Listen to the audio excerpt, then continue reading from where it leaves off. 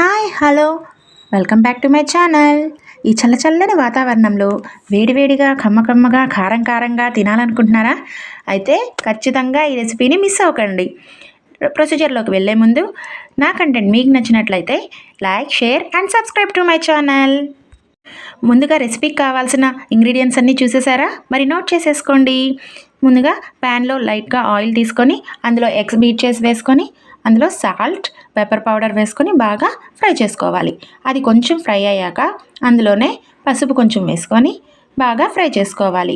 ఇలా ఫ్రై చేసుకున్న ఎగ్ని పక్కన ఉంచుకోవాలి. తర్వాత అదే ప్యాన్లో పల్లీలు, కాజు వేసి వేయించుకొని పక్కన ఉంచుకోవాలి. ఆ క్లిప్ మిస్ అయింది, ఏమనుకోకండి. నెక్స్ట్ మనం ఉడికించిన బాస్మతిలో కారపొడి, ఉప్పు, పసుపు పొడి వేసుకొని కలిపెట్టి బాగా మిక్స్ చేసుకొని పక్కన ఉంచుకోవాలి. ఇప్పుడు ప్యాన్లో నెయ్యి వేసుకొని అందులో కొంచెం జీలకర్ర వేసి ఫ్రై అవనివ్వాలి.